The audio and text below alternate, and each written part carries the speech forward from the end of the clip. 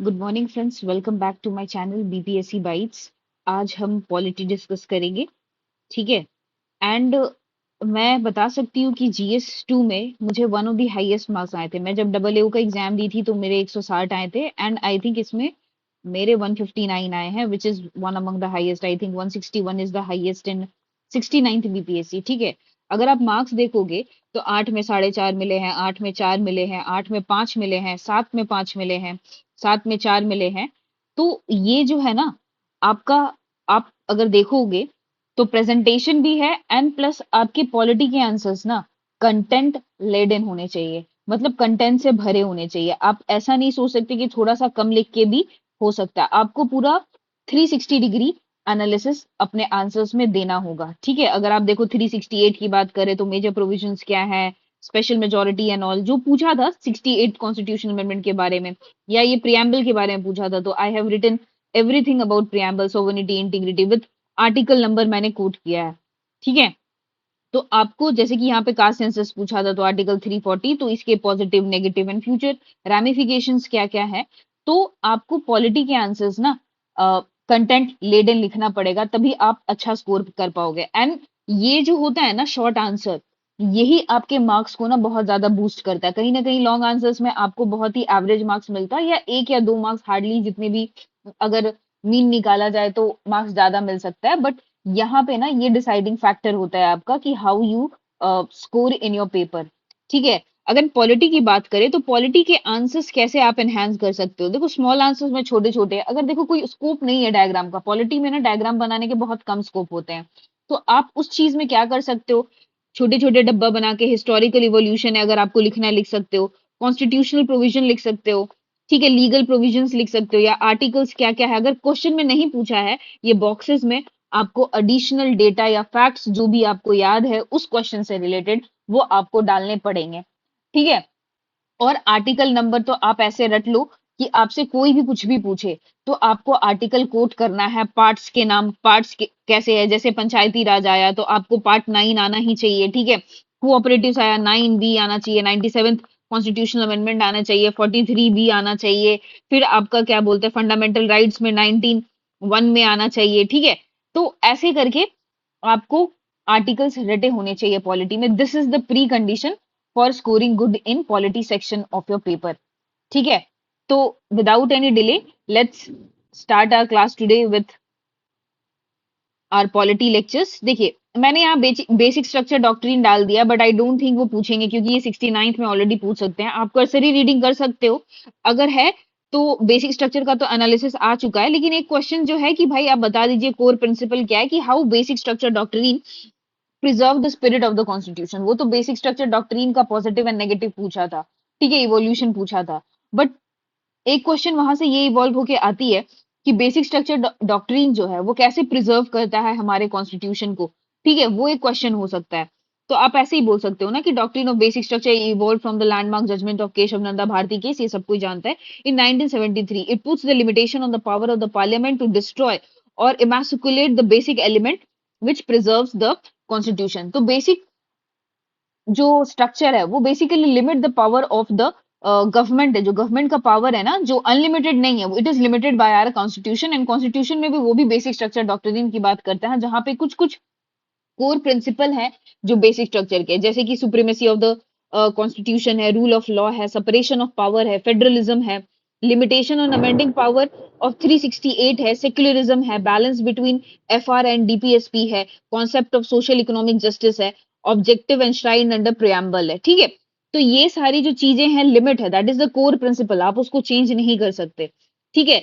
और फिर वो कैसे लेजिस्लेटिव ओवररीच से भी हमें बचाता है, जैसे judicial review as a basic structure है। आपको पता है इंदिरा गांधी नेहरू केस में एंड मिनरल मिल केस में उन्होंने बताया था कि judicial review is the part of the basic structure, ठीक है। Federalism as a basic structure SR Bommai case में बोला गया था।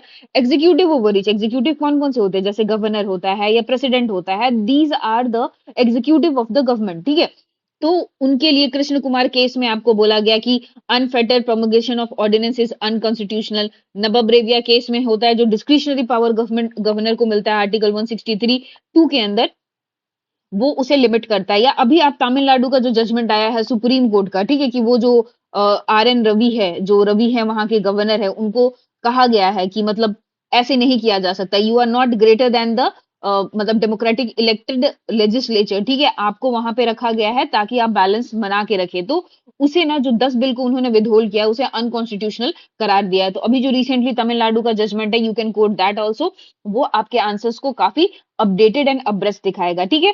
फिर उसके बाद है देखिए, अभी अगर आप पिछला पेपर एनालाइज करो 69 में बेसिक स्ट्रक्चर डॉक्ट्रिन आ गया, प्रियम्बल आ गया, तो मोस्ट प्रोबेबली इस बार क्या पूछने की चांसेस है? बेसिकली डीपीएसपी पूछने की बात है, या फंडामेंटल ड्यूटीज की बात है, या फिर what is the relationship between fundamental rights and DPSP? Comparison क्या है? जब भी कंपैरिजन या रिलेशन बिटवीन एफआर मतलब फंडामेंटल राइट्स एंड डीपीएसपी आता है, आई वुड सजेस्ट कि ये वाला आप जरूर ड्रॉ करना, क्योंकि यही आपका कहीं ना कहीं इवोल्यूशन है आपका फंडामेंटल राइट्स एंड डीपीएसपी में।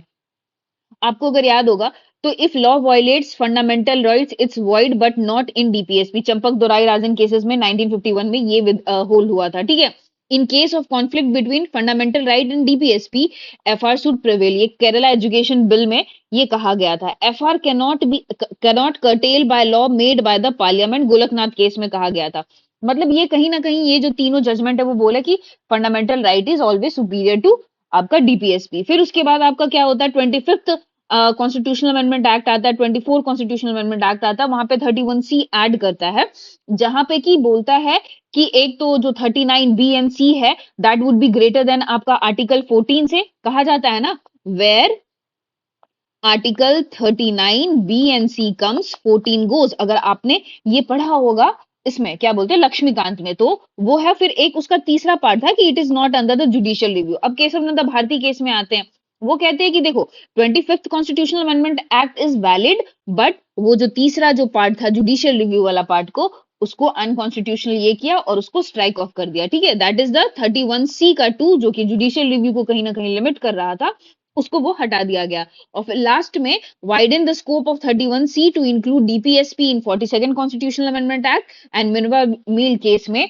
हमारा डॉक्ट्रिन ऑफ हार्मोनियस कंस्ट्रक्शन जो है वो इवॉल्व होके आता है, जहां पे बोला जाता है कि it is like a two wheel chariot of a two wheel, जो कि बैलेंस मेंटेन करने की जरूरत है, ठीक है?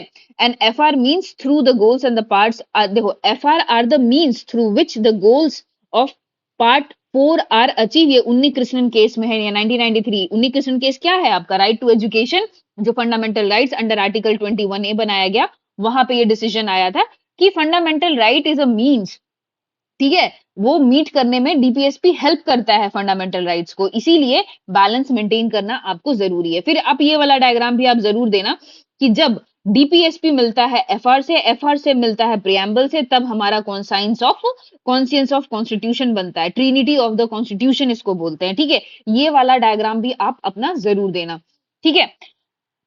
तो चलिए आपको हम बेसिक ये बता दिए कि कैसे इवॉल्व हुआ। तो ये इवोल्यूशन में आप ये दिखा सकते हो कि चंपक दोराई राजन में क्या हुआ, गोलकनाथ केस में क्या हुआ, आप इसको स्किप कर सकते हो। फिर 25th अमेंडमेंट आया, फिर केशव नंदा भारती केस आया, केशव नंदा भारती केस के बाद आपका 42nd कॉन्स्टिट्यूशनल अमेंडमेंट आया, फिर लास्ट जो था आपका डीपीएसपी एंड 1980 में मिनरल मिल केस आया, जहां पे कहा गया कि harmonious construction, doctrine of harmonious construction वो आपका इवॉल्व हो गया आया। आप कंक्लूजन में ये वाला लिख सकते हो, एज अपहेल्ड इन उन्नी कृष्णन केस, ठीक है, 1993, that the DPSP are the means to achieve fundamental rights through which the goals of the parts are achieved, ठीक है? मैंने उल्टा बोल दिया, FR are the means through which goals of part 4 are achieved, DPSP are achieved, ठीक है? तो ये हो गया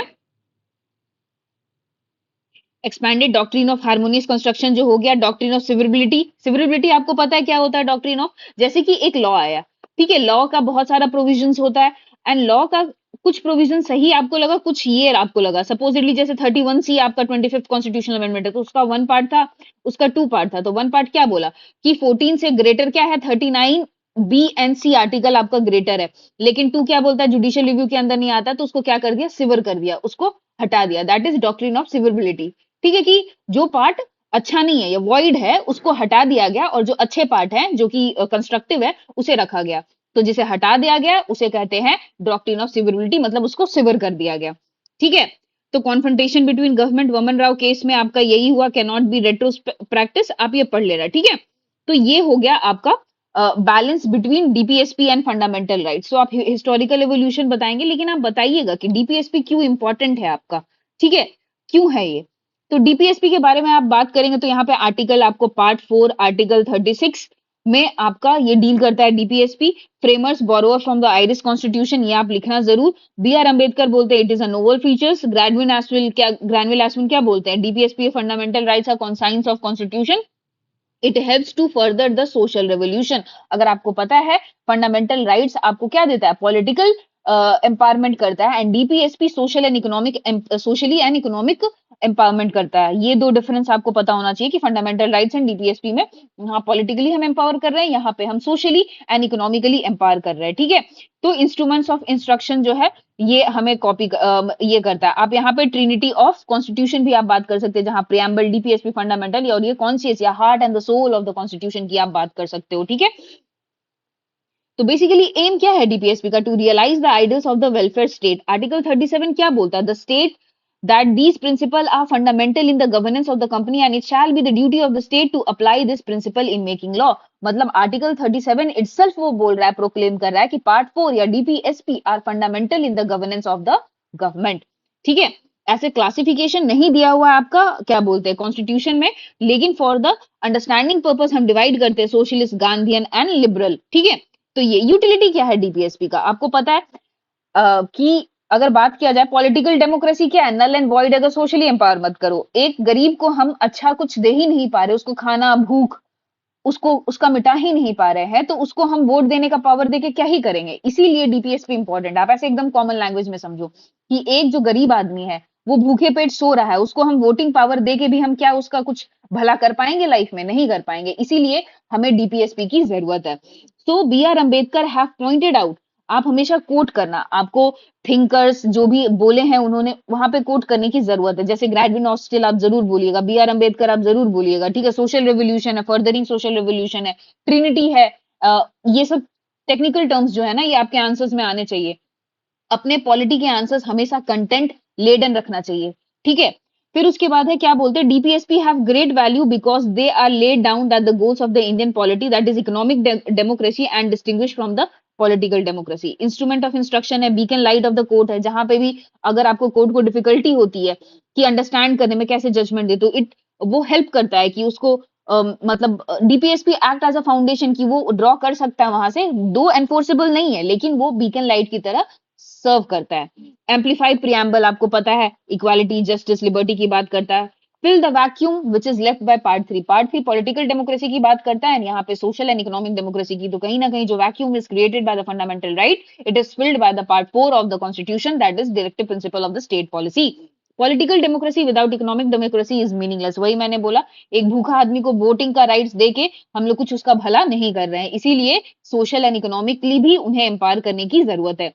facilitate stability and continuity in domestic and the foreign policy, अगर आप बात करें तो आर्टिकल 51 है या 50 है, शायद शायद 50 है, जो कि आपको बोलता है इंटरनेशनल पीस मेंटेन करने के लिए बोला जाता है, ठीक है।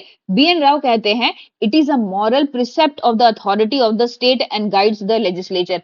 कहीं ना कहीं ये मॉरल प्रिसेप्ट है, मॉरल प्रिसेप्ट मतलब एक यार्डस्टिक है मॉरलिटी का, ठीक है, जो कि गवर्नमेंट को देता है कि नहीं भाई। अब देखिए कोई भी गवर्नमेंट पॉलिसी लाती है तो आप सोचते होंगे कि गरीबों के लिए क्यों ही इतना करता है, क्योंकि वो एक moral precept that is in line with the are DPSP. अगर गवर्नमेंट जो अभी रूलिंग गवर्नमेंट है अगर वो लाती है आत्मनिर्भर भारत या जो प्रधानमंत्री कल्याण योजना है, जहां पे आपको फ्री पीडीएस या नेशनल सिक्योरिटी मिशन के अंदर है जो पब्लिक डिस्ट्रीब्यूशन सिस्टम है जहां पे हम फ्री अन्न दे रहे हैं, कहीं ना कहीं it is in line with the DPSP जो हमारा फंडामेंटल सॉरी आपका कॉन्स्टिट्यूशन में कहा हुआ है। इंपॉर्टेंस क्या क्या है, फ्रेमर्स ऑफ जो है हमारे कॉन्स्टिट्यूशन उनका थिंकिंग है, प्रमोटिंग सोशल जस्टिस है article 39, economic justice article 39। Article 39 में इकोनॉमिक जस्टिस कैसे बोलता है, बोलता है अपॉर्चुनिटी प्रोवाइड करेंगे, equal pay for equal women है, कॉन्सेंट्रेशन ऑफ वेल्थ हटाएंगे, ठीक है, एंड जो वेलफेयर है चिल्ड्रन का वो करेंगे। एजुकेशनल अपॉर्चुनिटीज आपको पता है एसटी एससीज के लिए वो अपॉर्चुनिटी क्रिएट करने की बात कहता है, या इवन 6 से पहले प्री स्कूलिंग के लिए भी बोलता है गवर्नमेंट को स्टेट को अरेंज करने के लिए। तो एजुकेशनल अपॉर्चुनिटीज है या डेवलपमेंट की बात। एनवायरमेंटल प्रोटेक्शन 48A की बात करता है, ठीक है। इंटरनेशनल पीस एंड सिक्योरिटी की बात करता है, इसीलिए इंपॉर्टेंट है। They act as a B N Rao क्या बोलते हैं, it act as a moral precept, ठीक है। तो ये सब टर्म्स आपको यूज करना है, ये बहुत इंपॉर्टेंट है। डीपीएसपी आपका आ सकता है एंड फंडामेंटल ड्यूटी आ सकता है शॉर्ट आंसर क्वेश्चन में, so be prepared with your answer, ठीक है। वहां पे जाके ऐसा नहीं कह रहे क्या सोचना है क्या नहीं है, अपने दिमाग में 2 पेज का आंसर जरूर सोच के रख लेना। या तो फंडामेंटल राइट्स, मैं हमेशा बोलती हूँ कि ऑलवेज हैव अ फ्रेमवर्क। कुछ कोई भी आंसर लिखने से पहले आप उसको सोचो 1 मिनट एंड सोचो कि मैं उसको कैसे लिखूं, कैसे प्रेजेंट करूं कि एग्जामिनर को वो अट्रैक्ट करे। क्योंकि देखो अभी नंबर ऑफ स्टूडेंट्स कितने, 22,000 मेंस लिख रहे हैं, तो आपका कॉपी कैसे स्टैंड आउट करेगा? You have to present something different ना, जो कि आपको 0.5 या 1 मार्क्स ज्यादा दिलाएगा। तो वही एक एक मार्क्स के लिए फाइट करना है, एंड एक एक मार्क्स आपका will decide your rank and even selection. ठीक है, फिर उसके बाद है क्रिटिसिज्म। क्या बोलता है केटी साहब? बोलता है ना पाइस सुपर फ्यूरिटीज है, मतलब ऐसी बना दिया गया है, इसका कुछ ना हवा महल जैसा क्रिएट कर दिया गया है। इलॉजिकली अरेंज है, ये एस श्रीनिवासन बोलते हैं। कंजर्वेटिव है, इवर जेनिंग बोलते हैं। कॉन्स्टिट्यूशनली कॉन्फ्लिक्ट है, मतलब फंडामेंटल राइट्स के साथ तो कॉन्फ्लिक्ट है, आप इसको जस्टिसेबल नहीं बनाए हैं और आप वहां पे उसको जस्टिसेबल बनाए, तो कहीं ना कहीं कॉन्फ्लिक्ट तो करता ही है। तो वो चीज है, तो आपको ये सब एकदम याद रखना है कि एस श्रीनिवासन ने क्या कहा है, केटी शाह ने क्या कहा है, इवर जेनिंग्स ने क्या है, ग्रैनविन ऑस्टिन ने क्या कहा है, बी एन राव ने क्या क्या है। एग्जामिनर को सोचने का मौका ही मत दो, उसको लगे कि भाई ये इतना कैसे लिख दिया है। ठीक है, तो आपको ये सब एकदम नाम हाथ पे होने चाहिए। इवोल्यूशन की बात करें, चंपक दोराई राजन क्या बोलते, डीपीएसपी फंडामेंटल राइट्स, तो वो बोले फंडामेंटल राइट्स प्रेमिसी है। गोलकनाथ में तो बोला कि भाई इसको तो वायलेट ही नहीं कर सकते। फिर केशव नंदा, आप यहाँ पे 25th अमेंडमेंट एक्ट भी डाल सकते हो और अपहेल्ड किया, और 29 फंडामेंटल राइट्स है जो केशव नंदा भारती। फिर मिनरल मिल केस में क्या बोला, Indian constitution is founded on the bed rock of fundamental rights and DPSP, they together constitute the core commitment towards social revolution, the two wheel of the chariot. This is such a good conclusion you could write in your answer. ठीक है, ये इतना अच्छा answer आप conclusion में लिख सकते हो। ठीक है, एंड इवन आप उन्नी कृष्णन केस वाला भी लिख सकते हो, जहां पे क्या लिखा था कि fundamental right is a means to achieve part 4 of the constitution, it was upheld in the Unni Krishnan case in 1993। तो आपको दो कंक्लूजन रेडीमेड मिल गया। आप ये मिनरा मिल केस के कर सकते हैं या उन्नी कृष्णन केस कर सकते हैं। ठीक है, फिर उसके बाद है हाउ टू इम्प्रूव, मतलब डीपीएसपी को कैसे इंप्रूव किया जा सकता है। As they are non justiciable, moral more legal weightage है। अगर आप देखो तो बहुत सारे ऐसे जो चीजें हैं ना, उसको लीगल दिया गया है बैकिंग। अगर वाइल्ड लाइफ प्रोटेक्शन की बात करें, ठीक है, वाटर कंजर्वेशन की बात करें, तो कहीं ना कहीं एनवायरमेंट की बात करते हैं। अब नेशनल है तो नेशनल फ्लैग एक्ट है, जहां पे हम लोग रेस्पेक्ट की बात करते हैं, 1974। तो सॉरी, वो फंडामेंटल ड्यूटीज का हो गया, सॉरी। लेकिन ये जो है आपका कंजर्वेशन का जो आपका ये आया है, एक्ट आया है, वो कहीं ना कहीं आपको डीपीएसपी से ही लाइन में रहता है। ठीक है, इन लाइन रहता है। कंजर्वेशन देखो, कंजर्वेटिव है and outdated for 21st century है। Comprehensive review modernize the principle and reflected. कहा जाता है कि देखो डीपीएसपी तो वो पहले से ही चला आ रहा है, जो आपके कॉन्स्टिट्यूशनल फ्रेमवर्क्स बनाए हैं, तो अब 21st सेंचुरीज है। अब यहाँ पे प्राइवेसी की भी बात होनी चाहिए। ठीक है, यहाँ पे आपका क्या बोलते हैं, लिबर्टी की भी बात होनी चाहिए। तो कहीं ना कहीं आपको इवॉल्व करवाना होगा, तो इसीलिए इसको बार बार रिव्यू करने की जरूरत है। Greater public education about DPSP, बहुत सारे पब्लिक है वो अवेयर ही नहीं है। आपको मालूम है इंडिया में एजुकेशन लिटरेसी तो है, बट एजुकेशन नहीं है। एजुकेशन की बात है, लोग अवेयर नहीं है, अपने राइट्स को लेके अवेयर नहीं है। ठीक है, उनका क्या हक बनता है या क्या स्कीम्स है उनके लिए, उसके लिए अवेयर नहीं है। ठीक है, इसीलिए कहीं ना कहीं हमारा जो डेमोक्रेसी आता है ना, वो फ्लॉड डेमोक्रेसी में आता है। फ्लॉड डेमोक्रेसी में मतलब फ्लॉड डेमोक्रेसी में डेमोक्रेसी है, but it is a flawed democracy, क्योंकि जो यहाँ के पब्लिक है वो अवेयर नहीं है। ठीक है, ensures adequate financial and human resources. तो आप इसका कंक्लूजन में वही लिख सकते हो, या तो आप उन्नी कृष्णन केस लिख सकते हैं, मीना मिल केस लिख सकते हो, या तो प्राइम मिनिस्टर जो हमारे अभी प्रेजेंट प्राइम मिनिस्टर है, वो कहते हैं कि our constitution is a ray of hope that is harmony, opportunity, people participation and equality. It could be ensured by the trinity of fundamental rights preamble.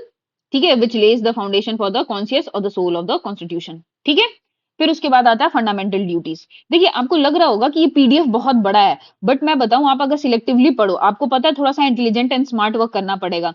Basic structure आप समझ लो, हो सकता है वो पलट के फिर से क्वेश्चन पूछ दे, तो आप उसको छोड़ नहीं सकते हो। आपको वो एवोल्यूशन क्या प्रोज है, एकदम उसके एनालिसिस में नहीं जाना। एक जो क्वेश्चन मैंने डिस्कस किया कि हाउ इट कंजर्व या the spirit of the constitution, वैसे क्वेश्चन आ सकते हैं। ठीक है, इसीलिए बहुत ही सिलेक्टिवली पढ़ना है।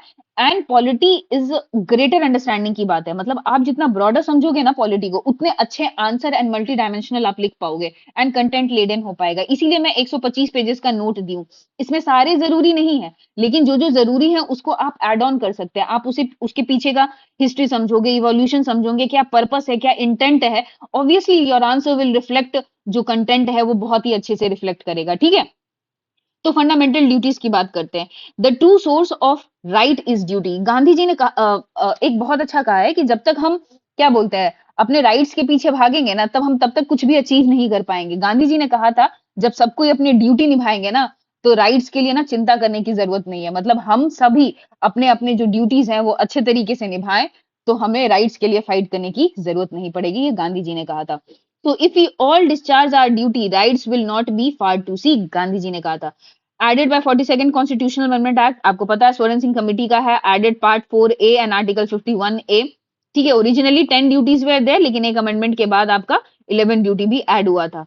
ठीक है, अभी रिसेंटली आई थिंक ये 2022 या 23 की बात है, दुर्गा दत्त वर्सेस यूआई में enforceability of the fundamental duties के लिए चैलेंज किया गया था। बस आप एक नॉलेज के लिए ये लिख सकते हो, नॉलेज के लिए या कंटेंट के लिए लिख सकते हो कि अभी रिसेंटली जो है दुर्गा दत्त वर्सेस यूआई में ये मतलब इन्हें कहा गया था कि हमें फंडामेंटल ड्यूटीज को एनफोर्सेबल करना चाहिए, जैसे कि पेमेंट अगर टैक्स नहीं किए तो पनिशेबल होना चाहिए। जो स्वर्ण सिंह कमेटी की बात करते तो जो जो इसमें लिखा हुआ है उसे थोड़ा एनफोर्सेबल बनाए तो it would be a great thing. ठीक है, तो रिमाइंड सिटीजन ऑफ सिग्निफिकेंस क्या है आप पढ़ लो। देखो, reminder of the citizen responsibility, promote sense of civic consciousness, एक बार पढ़ लेना आप तो आपको समझ में आ जाएगा।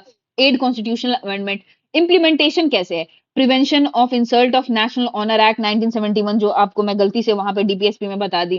फिर जुडिशियल प्रोनाउंसमेंट में AIIMS students union versus AIIMS, fundamental duty are as important as fundamental rights, ये आप कोट करना। आपको ना केस स्टडी एंड लॉज भी कोट करने की जरूरत है। ठीक है, एजुकेशन इनिशिएटिव में जेवी कमिटी बोला था कि fundamental duties should be in are curriculars. अगर आपको पता है, मैं आईसीएसई बोर्ड से पढ़ी हूँ, तो वहां पे ना मॉरल वैल्यू करके एक क्या बोलते हैं सब्जेक्ट हुआ करता था, तो वहां हम ड्यूटीज के बारे में अपना पढ़ते थे। तो वैसे ही ये जेवी कमेटी का ही रिकमेंडेशन था कि फंडामेंटल ड्यूटीज को कहीं ना कहीं हम इंटीग्रेट करें अपने करिकुलम में, बच्चों को ही हम इंस्टिल्ड करें। देखिए क्या होता है ना, बड़े होके हम सिविक सेंस की बात करते हैं कि अरे ये करना चाहिए वो करना चाहिए, लेकिन हम ना बचपन में उन्हें इंडोक्ट्रिनेट ही नहीं करते, उन्हें सिखाते ही नहीं है कि दीज आर योर ड्यूटीज। चाहे क्लेanलीनेस की बात करें या बेसिक सिविक सेंस की बात करें, ये हम बचपन में नहीं सिखाते हैं।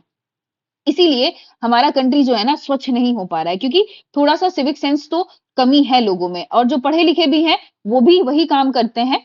ठीक है, लेकिन क्योंकि उसे प्रैक्टिस में लाना, जैसे हमारे स्कूल में ना स्वीपिंग ड्यूटी लगती थी, whether you are girl boy या कुछ भी मैटर नहीं करता था, आपको स्वीप करना है, आपको झाड़ू लगाना है, वो रोल नंबर वाइज था, you can not escape it. ठीक है, या मेरी मम्मी भी होती थी, तो वो हमेशा ना हर सैटरडे संडे जब भी हमारा छुट्टी होता था, तो मम्मी ड्यूटी लगाती थी कि तुम्हें बाथरूम साफ करना है। तो ये कहीं ना कहीं इंस्टिल करता है क्या बोलते हैं ड्यूटीज या क्लेanलीनेस की जो भावना है वो हमारे अंदर इंस्टिल होती है। इसीलिए करिकुलर में इन्वॉल्व करना फंडामेंटल ड्यूटीज को बहुत ही इंपॉर्टेंट होता है। ठीक है, Javed versus state of Haryana, fundamental rights have to be read with the fundamental duties and DPSP, they can not be read in isolation. ये तो हम बात किए ही हैं। ठीक है, Vellore citizen versus welfare of India, यहाँ पे क्या बोला, precautionary principle and polluter pay principal.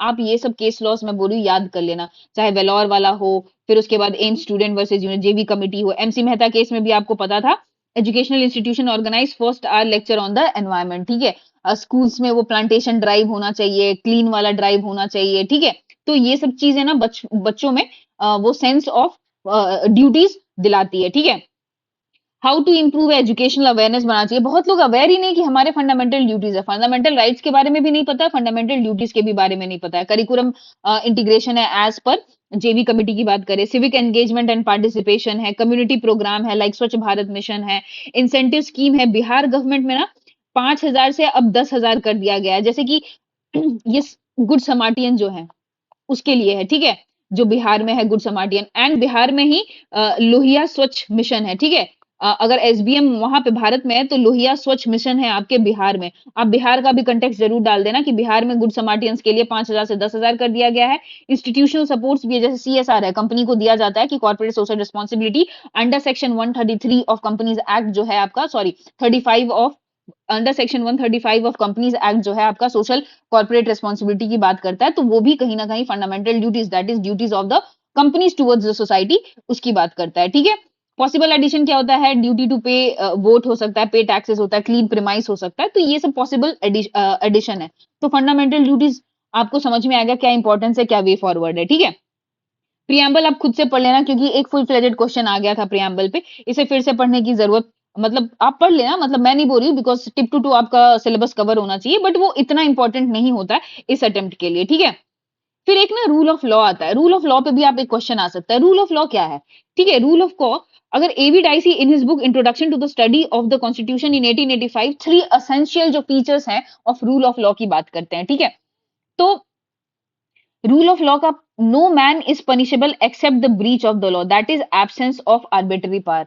अगर सोचो लॉ नहीं होगा तो कल को कोई भी उठ के किसी को भी मार देगा, कोई भी गवर्नमेंट उठाएगी किसी को, जैसे अभी चाइना में या नॉर्थ कोरिया में, सॉरी चाइना में नहीं तो नॉर्थ कोरिया में किसी को भी उठा के मार देता है, तो वहां पे आर्बिट्री पावर है, मतलब पावर का कोई लिमिट ही नहीं है, कोई भी कैसे भी मिसयूज हो सकता है। तो पहला डॉक्ट्रिन क्या है आपका एवी डाइसी का, जो कि अपने बुक वो लिखे हुए introduction to the study of constitution में, कि absence of arbitrary power.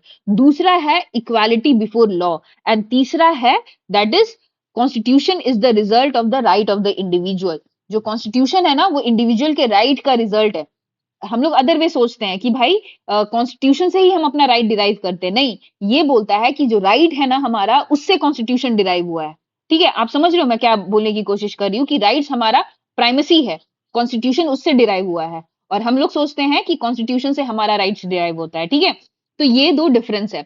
Historically अगर बात करें तो हॉब्स बात करते हैं, जॉन लॉक बात करते हैं, रूसो बात करते हैं, थ्रू सोशल कॉन्ट्रैक्ट थ्योरी की जो बात की जाती है, सोशल कॉन्ट्रैक्ट थ्योरी है, अगर आप पढ़ोगे तो स्टेट का क्या है, लोगों के तहत वो बोलते हैं कि स्टेट्स जरूरी है, क्योंकि लोगों को मतलब बाय डिफॉल्ट वो बुरा बोलते हैं, उन्हें मैनेज करने के लिए एंड लॉ में रखने के लिए जरूरी है। ठीक है, तो जो हिस्टोरिकली अगर देखें तो हॉब्स, जॉन लॉक, रूसो ये सब की बात करते हैं। रूल ऑफ लॉ क्या बोलता है, is a control that unlimited exercise of power bye supreme law making authority of the land guided the idols of justice and equality. कहीं ना कहीं आपके पावर को वो लिमिट करता है rule of law. Rule of law laid down the supreme law making authority of the land can embody ethical as well as unethical law. ठीक है, तो अगर की प्रिंसिपल की बात करें रूल ऑफ लॉ का, law must be clear and accessible. ठीक है, सिंपल एंड एम्बिगुअस। अगर आप बात करें तो अभी टैक्स लॉ के लिए हम क्या ला रहे हैं, टैक्स कोड ला रहे हैं, क्योंकि टैक्स लॉ जो था ना बहुत ही कॉम्प्लिकेटेड था। आप यहाँ पे एग्जांपल लिख सकते हो कि अभी रिसेंट टैक्स कोड जो आ रहा है, ठीक है, उसको सिंप्लीफाई है। गवर्नमेंट का कहीं ना कहीं इंटेंट रहता है, नेपोलियन बोनापार्ट ने कहते हैं कि law should be such a small and simple that it could fit into your pocket. तो वो इसी की बात करता है कि it should be so simple and unambiguous. Equality before law की बात करते हैं, ये जब हम आर्टिकल 14 को डिस्कस करेंगे ना तब बात करेंगे कि इक्वालिटी बिफोर लॉ का क्या है।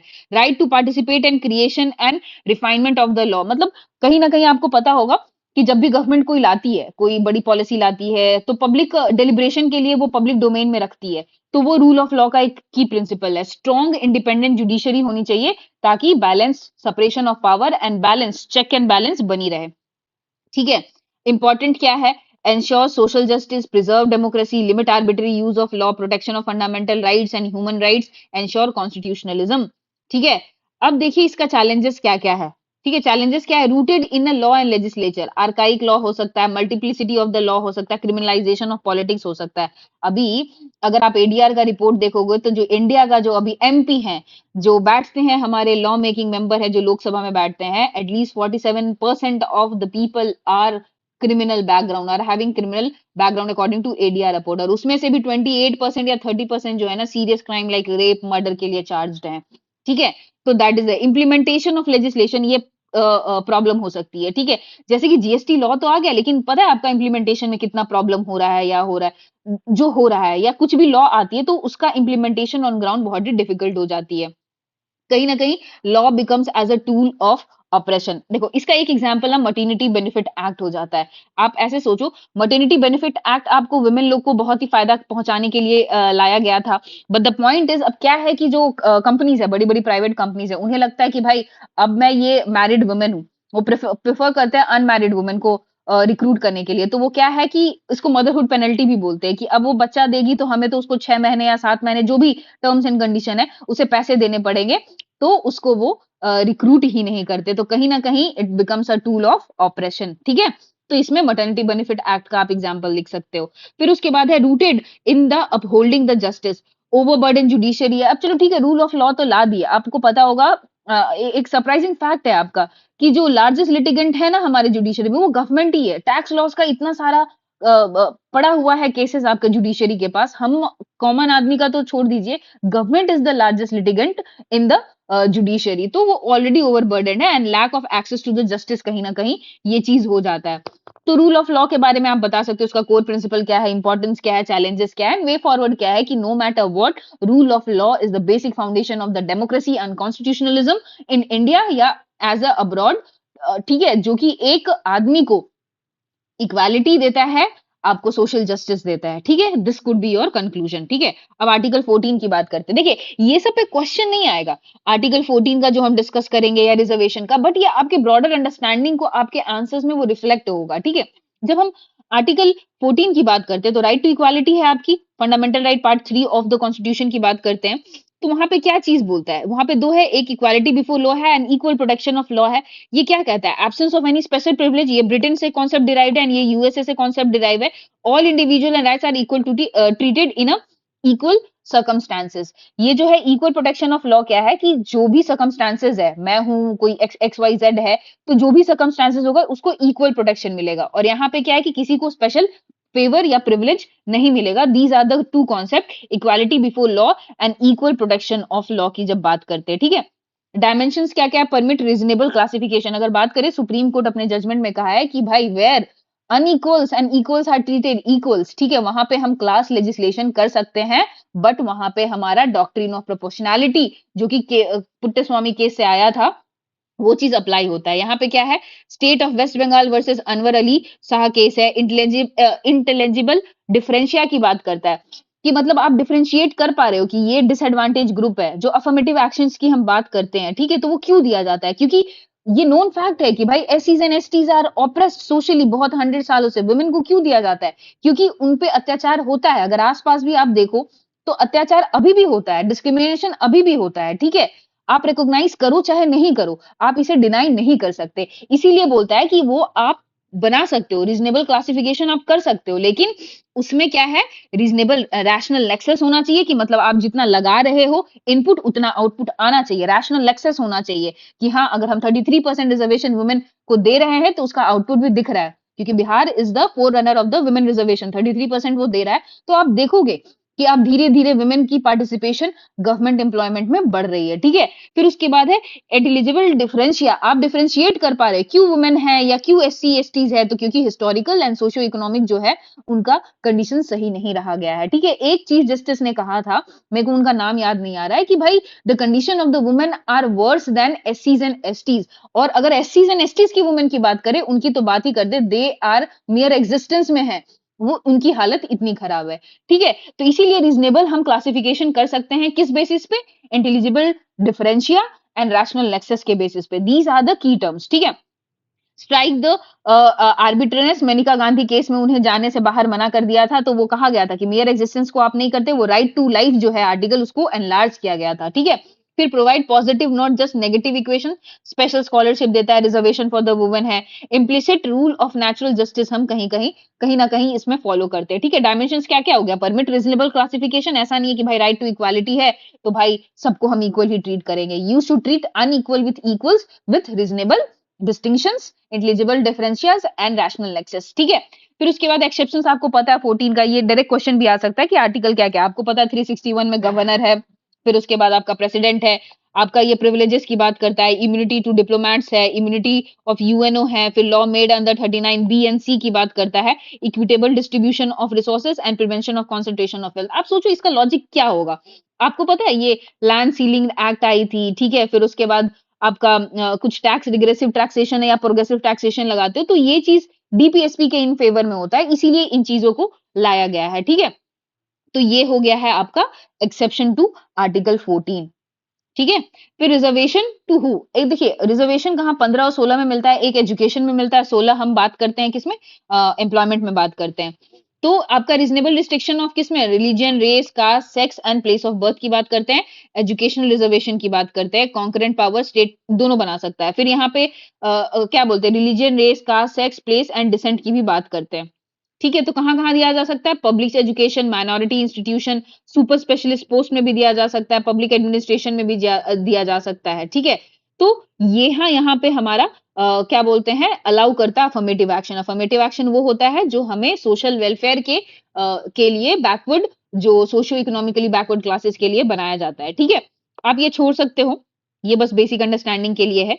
अफर्मेटिव एक्शंस की जो हम बात करते हैं, action refer to the policy that are intended to provide access to preferred position, ठीक है? हिस्टोरिकल इनजस्टिस है, क्लास कास्ट डिस्टिंक्शन है, आप ये पढ़ लेना, ये ज्यादा इंपॉर्टेंट है नहीं, ये भी आपका इंपॉर्टेंट नहीं है, लेकिन आप केसेस देख लेना, क्योंकि अभी क्या चल रहा था?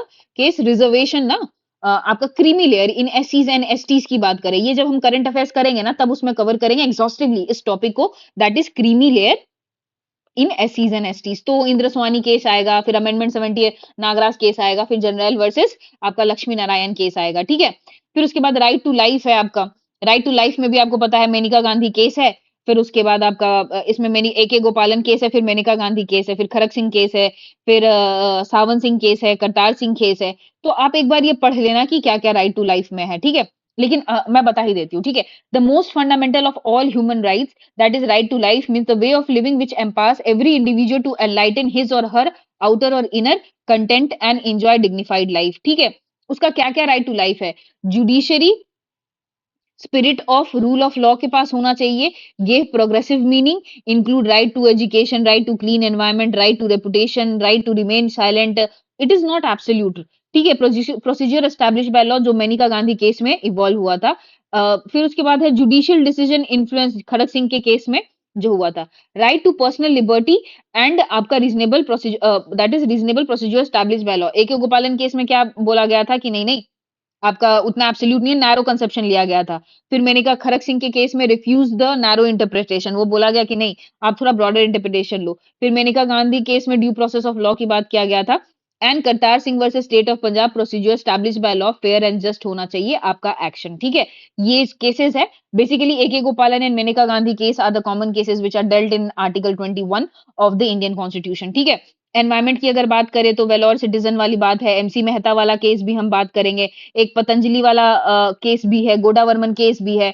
तो ये सारे केसेस यहाँ पे, टीवी गोडा वर्मन केस है, डिम फॉरेस्ट का जो केस है, दिव्य फार्मेसी है, ये वाला भी केसेस आता है। राइट टू एजुकेशन आपसे ऐसे पूछ सकता है ना कि चलिए ठीक है, आर्टिकल 21 के अंदर कुछ कुछ जजमेंट बताइए जो कि आपका एनवायरमेंट को, क्योंकि यूपीएससी में पूछ चुका है तो बीपीएससी उसको कॉपी या एप करने की कोशिश करता है, तो आपसे पूछ सकता है कि राइट टू लाइफ के लिए कौन कौन से केसेस है, या एनवायरमेंट के लिए कौन से केसेस डील करते हैं बेसिकली, तो ये पूछा जा सकता है, ठीक है। डेटा प्रोटेक्शन बिल, ये काफी न्यूज में है आपका, क्योंकि अभी रिसेंटली न्यूज लाया गया। तो डेटा प्रोटेक्शन बिल जब भी आएगा आपका, तो इसमें दो दो केसेस आपके जाएंगे। दो केसेस, एक है के पुट्टास्वामी केस जो राइट टू प्राइवेसी की बात करता है, एंड दूसरा recommendation of BN Srikrishna committee की दो रिपोर्ट है, ये आपके आंसर में मस्ट है, ठीक है। आर्टिकल 21 के पुट्टास्वामी केस, ठीक है। फिर उसके बाद है बीएन श्री कृष्णा की कमिटी। देखिए अभी क्या है ना कि कुछ वो लॉ लाए थे, तो उसका प्रोविजन क्या है कि वो पर्सनल डेटा को डिफाइन किए हैं, ठीक है। फिर उसके बाद है आपका कंसेंट लेना होगा, डेटा प्रिंसिपल, जैसे कि मेरा डेटा यूज हो रहा है, मतलब मैं शिखा हूँ, मेरा डेटा यूज हो रहा है, तो I am the data principal, और जो मेरा डेटा मैनेज कर रहा है वो डेटा फिड्यूशरी है, तो उसके कुछ मेरे राइट्स एंड ड्यूटी, उसकी क्या रिस्पॉन्सिबिलिटी है, कुछ कुछ चीजें एग्जेम्पशन दी है। तो देखिए rights and duty of the data principal, जो मैं हूँ, मतलब जिसका डेटा है, तो ऑब्टेन इन्फॉर्मेशन है, सीक करेक्शन है, ग्रीवांस रिडर्सल है, तो ये सारे मेरे राइट्स हैं। जो डेटा फिड्यूशरी है, जो मेरा डेटा मैनेज करेगा, सपोजिटली कल को गवर्नमेंट बोल दी कि रिलायंस को कि तुम मैनेज करो, तो वो डेटा फिड्यूशरी हो जाएगी, ठीक है। तो इन्फॉर्मेशन क्या-क्या है, ब्रीच हुआ है तो आप उसको कैसे मैनेज कर रहे हो, या क्या-क्या एक्शन लियो, तुरंत रिपोर्ट करो गवर्नमेंट को। फिर उसके बाद है concession to the cross border data flow with exceptions in the certain cases. क्या है कि पहले हम लोग बोलते थे डेटा लोकलाइजेशन की बात करते थे, जो भी डेटा इंडिया से डिराइव होगा वो इंडिया में ही रहेगा। बट इस एक्ट के थ्रू क्या कहा है ना कि अपार्ट फ्रॉम कुछ-कुछ कंट्रीज ये फ्लो करेगा कुछ-कुछ केसेस में। तो मतलब आपका समझ रहे हो कि आपका डेटा बाहर जा सकता है विथ एक्सेप्शन, ठीक है। फिर उसके बाद गवर्नमेंट को एग्जेम्प्ट करता है, ठीक है। कुछ-कुछ गवर्नमेंट को है, कुछ-कुछ केसेस है जहाँ पे बेसिकली गवर्नमेंट को एग्जेम्प्ट किया गया है इन प्रोविजनों से। फिर डेटा प्रोटेक्शन बोर्ड बनाया गया है, वो बोर्ड को आपको क्या बोलते हैं, वो गवर्नमेंट ही अपॉइंट करेगा। फिर आरटीआई के अंदर भी इसको नहीं लाया गया है। तो इश्यूज क्या-क्या है? आप समझ रहे हो कि इसमें इश्यूज क्या-क्या आएंगे? Violation of fundamental right under article, right to privacy की बात करें हम। Exemption of the government agency, misuse हो सकता है। No difference between personal data and sensitive data. देखो कुछ डेटा मेरा सेंसिटिव भी तो हो सकता है, सपोजिटली मेरा आधार है, मेरा आइरिस है, ठीक है, मेरा थंब है, तो आपको पता है ये सेंसिटिव डेटा में आता है, क्योंकि देखिए आजकल ना मॉडर्न टेक्नोलॉजी इतना डेवलप्ड हो गया कि आपकी आइडेंटिटी थेफ्ट हो सकती है। आपका कोई फिंगर इम्प्रिंट लेके उसको यूज करके आपका कहीं पे भी कोई क्राइम सीन पे छोड़ सकता है, एंड वो आपको डायरेक्ट हो सकता है। Such is the technology. तो ये सेंसिटिव डेटा एंड क्या बोलते हैं, पर्सनल डेटा में डिस्टिंग्विश ही नहीं करता है। Right to be forgotten and the data portability is missing. Data कैसे पोर्टेबल होगा, राइट टू बी फॉरगॉटन नहीं है। ऑटोनॉमी ऑफ द बोर्ड है, क्योंकि गवर्नमेंट ही अपॉइंट करी है, प्लस वो रीअपॉइंट भी कर सकती है। No safeguard and regulation to the data theft, क्या है, कुछ भी नहीं बात किया गया। तो इसका वे फॉरवर्ड क्या क्या है? वे फॉरवर्ड है ईयू, उसका डेटा प्राइवेसी फ्रेमवर्क है। अगर हम डेटा प्राइवेसी की बात करें तो हम लोग ईयू का बहुत बड़ा एग्जाम्पल देते हैं। फिर एआई ड्रिवन जो है आपका प्राइवेसी टास्क फोर्स बना सकते हैं। क्लियर डेफिनेशंस जो है कुछ-कुछ बहुत ही वेग है जैसे सॉवरेनिटी है, इंटीग्रिटी है, इसको अच्छे से डिफाइन कर सकते हैं, ठीक है? तो मोटा-मोटी ऐसा आप समझ लो डेटा प्रिंसिपल, डेटा फिडुसिटी क्या है? तो आपका राइट टू फंडामेंटल राइट है, डेटा प्राइवेसी की बात करेंगे, फिर उसके बाद है पर्सनल डेटा, सेंसिटिव डेटा में डिस्टिंग्विश नहीं किया है, ठीक है? फिर डिफाइन नहीं किया है, क्लैरिटी है। तो ये सारा आपका इसका क्रिटिकल एनालिसिस हो गया, ठीक है? फिर उसके बाद आता है due process of law and procedure established by law. एक बार आप ये पढ़ लेना।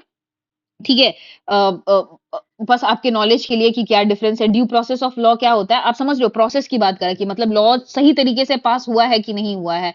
And procedure established by the law बस नियर-नियर ऊपर-ऊपर देखेगा कि हाँ, चलो ठीक है, स्टेट बना सकता था इस पे लॉ, उसने बना दिया, वो सही है तो सही है। ठीक है? हमारे यहाँ प्रोसीजर एस्टैब्लिश्ड बाय लॉ है, ड्यू प्रोसेस ऑफ लॉ नहीं है। Due process of law US में फॉलो होता है, ठीक है? यहाँ ये ब्रिटेन में होता है प्लस इंडिया में भी फॉलो होता है, ठीक है? Narrow see the authority and establish it goes into the intent of the law. Process सही है कि नहीं है? आपका इनिशियल से वो देखेगा कि हर स्टेज पे वो सही है कि नहीं है, ठीक है? तो that is the difference between due process of law and procedure established by the law. अब आते हैं आपका सेपरेशन ऑफ पावर। देखिए थोड़ा लंबा होगा आई थिंक एक और लेक्चर लगेगी या एक और उसके अलावा भी और लेक्चर लगेगी क्योंकि यहाँ पे हम बहुत सारे सेपरेशन ऑफ पावर की बात करेंगे। अभी हम लेजिस्लेटिव की बात करेंगे, एग्जीक्यूटिव की बात करेंगे, फिर जुडिशरी की बात करेंगे। उसके अलावा हमारा इलेक्शन जो मशीनरीज़ है या बॉडीज़ की बात करेंगे। तो कहीं न कहीं थोड़ा लेक्चर बड़ा हो जाएगा। अभी मैं थोड़ा यहाँ तक फेडरलिज्म तक कंप्लीट करके मैं इसे ओवर करूँगी, फिर मैं दूसरे लेक्चर में और आगे कवर करूँगी, ठीक है? सेपरेशन ऑफ पावर आपका बहुत इंपॉर्टेंट है, पिछली बार फेडरलिज्म पे क्वेश्चन आ चुकी है, तो इस बार मोस्ट चांसेस है कि आपका सेपरेशन ऑफ पावर पे क्वेश्चन आ सकती है। तो बेसिकली सेपरेशन ऑफ पावर है क्या? आप सिंपल टर्म्स में बोलो कि भाई जो पावर दिया गया है एग्जीक्यूटिव, लेजिस्लेटिव है ना, जुडिशरी को उसको सेपरेट करने की बात की जाती है। There can be no liberty if legislature and executive power are amalgamated with the same person और a body and a judicial power is not separated. Supposedly अगर मैं ही एग्जीक्यूटिव मैं ही लॉ बना रही हूँ और मैं ही उसको रिव्यू कर रही हूँ तो ये तो सेपरेशन ऑफ पावर का तो वायलेशन हो गया ना, यहाँ पे तो कॉन्फ्लिक्ट ऑफ इंटरेस्ट है, ठीक है?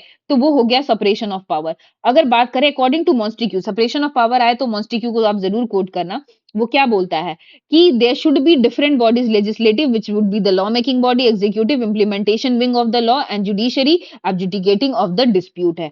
ठीक है? अगर हम आर्टिकल की बात करें तो आप ऐसे 3 बनाना, ट्रायंगल बनाना, जुडिशरी बनाना, एग्जीक्यूटिव बनाना, लेजिस्लेटिव बनाना। अगर हम बात करें जुडिशरी और एग्जीक्यूटिव को आर्टिकल 50 ऑफ डीपीएसपी बात करता है, एग्जीक्यूटिव एंड लेजिस्लेटिव 102 की बात करता है, एग्जीक्यूटिव ये ऑफिस ऑफ प्रॉफिट की बात करता है। फिर हम अगर जुडिशरी एंड लेजिस्लेटिव की बात करें 122 और 121 में बोला जाता है कि जुडिशरी का जो कुछ भी जो एक्ट है वो पार्लियामेंट में डिस्कस नहीं होगा अपार्ट फ्रॉम जब रिमूवल की बात हो रही है या जुडिशरी इंटरवीन नहीं करेगा आपका लेजिस्लेटिव का प्रोसेस में, दैट इज 122। ठीक है? 121 जुडिशरी का कोई डिस्कस नहीं कर सकता, 122 लेजिस्लेटिव में आपका जुडिशरी इन्वॉल्व नहीं हो सकता। कोई भी प्रोसीडिंग जो पार्लियामेंट में हो रही है, उसमें इंटरवीन जुडिशरी नहीं करता। तो बेसिकली मोटा-मोटी ये आर्टिकल्स है, जो कि सेपरेशन और भी आर्टिकल है, बट जो सेपरेशन ऑफ पावर के साथ ये डील कर रहा है। आप देख लेना कि सेपरेशन ऑफ पावर कैसे डिफरेंट है हमारे यहाँ यूएस में, ब्रिटिश में। ये बीपीएससी के पर्सपेक्टिव से बिल्कुल भी नहीं है। ठीक है? अब देख लो कि executive separation of power of डॉक्टरी ने कहाँ-कहाँ सेपरेशन ऑफ पावर है। Vesting executive power 50 to 153 governor के पास है। देखिए पार्लियामेंट में हमारा काउंसिल ऑफ मिनिस्टर कैबिनेट में लॉ बनाते हैं लेकिन पास होता है या इनके इनके नाम पे होता है। तो ये कहीं न कहीं एक सेपरेशन ऑफ पावर है, ठीक है? एक्सटेंट ऑफ एग्जीक्यूटिव पावर है, 73 and 162 conduct of the business है, आर्टिकल 77 एंड 66 है, president and the governor not the member of the house है, आर्टिकल 59 एंड 158 है। तो ये सारी चीजें हो गई। अब इंटरफेरेंस कहाँ-कहाँ है? देखिए सेपरेशन ऑफ द पावर है। आपको पता है कि हम लोग जो है फ्यूजन में काम करते हैं, फ्यूजन ऑफ पावर में काम करते हैं। लेजिस्लेटिव, एग्जीक्यूटिव मिलते हैं, खाली जुडिशरी अलग है। तो देखिए interfere in executive and legislative. Executive जो सोचो तो प्रेसिडेंट को सोचो, लेजिस्लेटिव सोचो तो आप मोदी जी को सोचो या प्राइम मिनिस्टर को सोचो। Executive part of the legislature article 79 168 है। Power to summon, prorogue, dissolve executive करता है ना, प्रेसिडेंट करते हैं प्रोरोग या आपका डिसोल्यूशन और summon. Power to address the house ये भी प्रेसिडेंट करते हैं, कहीं न कहीं लेजिस्लेटिव के साथ ये इंटरफेयर कर रहा है। Interference in the legislative process assent to the bill 111 के अंदर एग्जीक्यूटिव एक एसेंट दे रहा है लेजिस्लेटिव बिल को, ठीक है? तो आप ये पढ़ लेना। Interference of executive in judiciary article 72 and 171 pardoning power जो होता है वो गवर्नर एंड कहीं न कहीं आपके प्रेसिडेंट के पास होता है। क्यों पार्डन करेगा अगर वो जुडिशरी को ये कर दिया। इम्यूनिटी एग्जीक्यूटिव 1 361 ए है आपका। Role of executive appointment of the जजेस कहीं ना कहीं प्रेसिडेंट अपॉइंट करते हैं, आपके गवर्नर अपॉइंट करते हैं, ठीक है। Interference of the legislative in the executive, article 54 61 impeachment की बात होती है, council on minister aid and advice की बात होती है। तो एक बार आप ये पढ़ लेना, ठीक है। Doctrine of separation of power and उसका जुडिशरी से कैसे, जैसे राय साहब राम जवा केस में आपका बोला है कि does not recognise separation of power in absolute rigidity, but function of different organisation have to be sufficient, differentiate करना होगा। रामकृष्ण दालमिया, आप ये पढ़ लेना एक दो केसेस, ठीक है। फेडरलिज्म है, फेडरलिज्म आ चुका है, तो मैं इसे बहुत इन डेप्थ में डिस्कस नहीं करने वाली हूँ, ठीक है। आपको पता होना चाहिए provision government of Indian act से आया। अगर फेडरलिज्म की बात करें तो पहले हमारा वन पार्टी फेडरलिज्म था, को एग्जिस्टेड है, एक्सप्रेसिव फेडरलिज्म आया, कॉन्फ्लिक्ट है, फिर मल्टी पार्टी फेडरलिज्म आया, एंड फिर से return of dominant party federalism की बात करते हैं, जब मोदी गवर्नमेंट जो अभी प्रेजेंट गवर्नमेंट है वो आपकी जब पूरे पावर में आ गई। तो ट्रेंड शोकेस का क्या करता है, सेंट्रलाइज्ड टेंडेंसी है, इकोनॉमिक है, डेवलपमेंट है। एक यहाँ पे आपका अच्छा सा कंटेंशन दिया हुआ है, एक मिनट, ये वाला कहाँ चला गया, हाँ दिस मेजर जो कंटेंशन है, अभी आपको पता है हिंदी लैंग्वेज को लेकर तमिलनाडु में बहुत ज्यादा इशू है, या गवर्नर वाला जो इशू है वो भी कहीं ना कहीं आपका ये सेंटर स्टेट रिलेशन में ही आता है। तो to maintain the balance between centre and state walking at a tightrope, तो कहाँ कहाँ कंटेंशन है, एडमिनिस्ट्रेटिव कंटेंशन कहाँ है, गवर्नर है, centre propose to change civil servant deputation की बात है, जो वेस्ट बंगाल की केस है कि वहां पे एक आईपीएस था, जब ममता बैनर्जी थी तो आईपीएस को सेंट्रल बुला रहा था, यहाँ ममता जी उसको छोड़ ही नहीं रही थी, तो कहीं ना कहीं स्टेट और सेंट्रल में ये तनी हुई थी, ठीक है। फिर इकोनॉमिक कंटेंशन है, जीएसटी जब से आया है तो तब से क्या बोलता है, तमिलनाडु बोलता है भाई हम 20 रुपया देते हैं लेकिन हमको 1 पैसा आता है, वहीं आपका 20 पैसा बिहार कंट्रीब्यूट करता है, उसको 18 रुपया मिलता है। तो जीएसटी एक केस है। कल्चरल कंटेंशन वही है कि Hindi language, one nation one language की बात करें, आप हिंदू थ्री लैंग्वेज जो पॉलिसी है, या एनईपी की बात करते हैं, सिक्योरिटी एंड पब्लिक ऑर्डर की, एनआईए एक्ट है तो उसका आपका जुरिडिक्शन बढ़ा दिया गया था, उसको जरूरत नहीं है स्टेट की परमिशन लेने के लिए, एंड बॉर्डर एरिया पे बीएसएफ का भी एरिया बढ़ा दिया गया था। बट उसके लिए सिल्वर लाइनिंग है, फॉर्मेशन ऑफ नीति आयोग है, जोनल काउंसिल है हमारा, जो कि काम करता है, आपका कोऑपरेटिव फेडरलिज्म की बात करता है। तो these are the areas of contention in the centre state relation, ठीक है। फिर उसके बाद सेंटर स्टेट रिलेशन को अगर हम बात करें तो दो पार्ट डिवाइड करता है, part 11 12 deals with the centre state relation, ठीक है, जहां पे हमारा लेजिस्लेटिव पार्ट 11 में आता है एंड एडमिनिस्ट्रेटिव भी पार्ट 11 में आता है। आर्टिकल 245 से 255 तक हमारा लेजिस्लेटिव है पार्ट 11 में, एंड 255 से आई थिंक 260 तक है आपका एडमिनिस्ट्रेटिव है। फिर उसके बाद आपका 265 से या 300 तक है हमारा पार्ट 13 में आपका फाइनेंशियल वाला पावर, ठीक है। अगर देखो तो 245 से 55 है, 356 से 63 तक है, सॉरी 60 तक नहीं है, एंड 268 से 93 पार्ट 12 में है, ये दोनों पार्ट 11 में है। तो आप ये पढ़ लेना कि ये टेरिटोरियल है, देखिए जैसे वो स्टेट स्टेट वाले में बनाएगा, ठीक है, जो 7 शेड्यूल में है, एंड यूनियन यूनियन वाले में बढ़ाएगा, कैसे यूनियन वाला ज्यादा पावरफुल है, वो चीज है। जब एडमिनिस्ट्रेटिव में आता है तो 365 आपका बात करता है कि अगर आपके प्रेजुडिस के लिए काम कर रहा है, prejudicial to the union government, तो 365 लगा दिया जा सकता है। एंड फिर यहाँ टैक्सेशन की बात करते हैं, तो ये आपका जाना चाहिए। सेंटर स्टेट रिलेशन में आपको पता है कौन कौन सी कमिटी है, सरकारिया कमिटी है, पुंची कमिटी है, राजा मन्नार कमिटी है, ठीक है। तो ये सब सारी चीजें जाएगी। तो सरकारिया कमिटी ने क्या बोला, 356 जो है वेरी स्पार्बिंगली, मतलब बहुत ही rare to the rarest case में आपको यूज करना चाहिए। इंटर स्टेट काउंसिल होना चाहिए, जो कि फॉर्म हो गया 263 के अंदर, डिसेंट्रलाइज रियल पावर है। फिर उसके बाद वेंकैया चला कमिटी है, डिजास्टर मैनेजमेंट कांग्रेस लिस्ट में डालने के लिए, separate tax domain for the municipalities की बात करते हैं। पुंची कमीशन की भी बात करें तो same in line with the Sarkaria commission की बात करें। राजा मन्नार कमेटी की बात करते हैं तो राजा मन्नार देखिए तमिलनाडु का, तो थोड़ा वो एक्सट्रीम व्यू देगा, बोलेगा कि भाई फाइनेंशियल जो कमीशन है ना उसको स्टैट्यूटरी बैकिंग दो, ऑल इंडिया सर्विसेज को हटा दो, 250 352 356 को हटा दो, तो ऐसी ऐसी बातें ये करेगा, ठीक है। तो ये हो गया फेडरलिज्म की, तो हो गया यूनिटरी बायस, असिमेट्रिकल फेडरलिज्म, फेडरलिज्म, ये फेडरलिज्म तो आ चुका है, तो आई डोंट थिंक इस बार आएगा। ये इंपॉर्टेंट है क्योंकि आई थिंक ये 68 में आया था, तो इस बार भी इंपॉर्टेंट हो जाता है, zonal council and interstate council, ठीक है। तो ये आप जरूर से पढ़ लेना। तो हमारा इंटरस्टेट काउंसिल आर्टिकल 263 के अंदर डिस्कस करता है, establish to effect the coordination between the president. तो ड्यूटीज अंडर मतलब क्या बोलता है 263 में, इंक्वायर जो प्रेसिडेंट है वो फॉर्म करेंगे इंटरस्टेट काउंसिल, और उसका ड्यूटी क्या क्या रहेगा, inquire into advising upon the dispute, investigate and discuss subject of the common interest, making recommendation on any subject for the better coordination of the policy.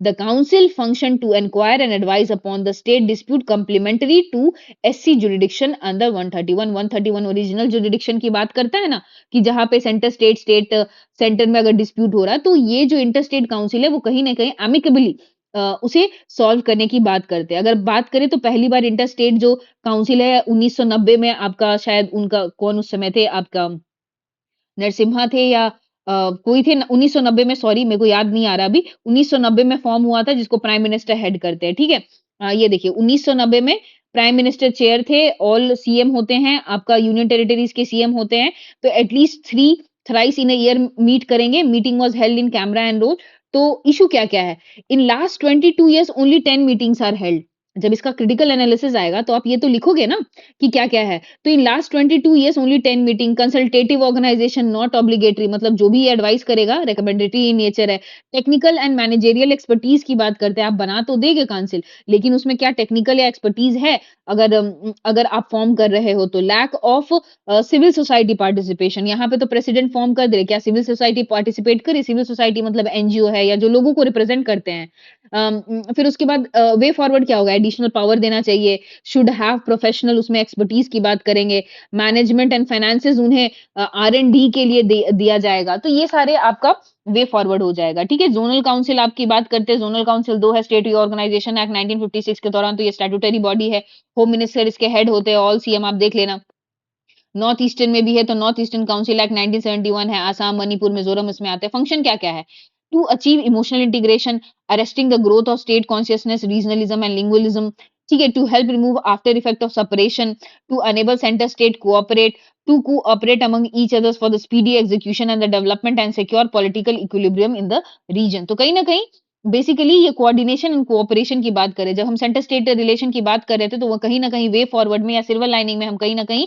NITI Aayog की बात कर रहे थे जोनल काउंसिल की बात कर रहे थे इंटर स्टेट काउंसिल की बात कर रहे थे ये जो प्लेटफॉर्म है ये सेंटर एंड द स्टेट को एक टेबल पे लाती है जहां पे कि आप अच्छे से आराम से अपना जो भी प्रॉब्लम है वो आप सॉल्व कर सकते हो ठीक है inter state water river dispute है तो ये आर्टिकल 262 के अंदर क्या बोलता है पार्लियामेंट को एम्पावर करता है यू कैन मेक लॉ ठीक है जहां पे और आप वो किसी पार्लियामेंट में भी also provide for neither supreme court nor court can exercise jurisdiction तो आपको पता है कि उसके लिए इसके तहत मतलब 262 के अंदर आपका रिवर बोर्ड एक्ट 1956 को स्टैब्लिश किया गया है इंटरस्टेट वाटर डिस्प्यूट को भी स्टैब्लिश किया गया है तो प्रॉब्लम क्या क्या है देखिए ये जो इंटरस्टेट है ना अब फॉर्म तो हो जाता है आपको पता है लेकिन जो यहाँ से लिटिगेशन है वो फिर चला ही जाता है कोर्ट में तो इसका कोई पर्पस बनता नहीं है ठीक है कि कोई भी है जैसे कृष्णा वाटर डिस्प्यूट है तो अगर ये कुछ फैसला सुना भी दिया ये जो इंटरस्टेट काउंसिल मतलब रिवर डिस्प्यूट जो काउंसिल है या जो आपका डिस्प्यूट वाला जो बना है वो फिर से जाके केस सब जुडिस हो ही जाता है आपके हायर जुडिशरी में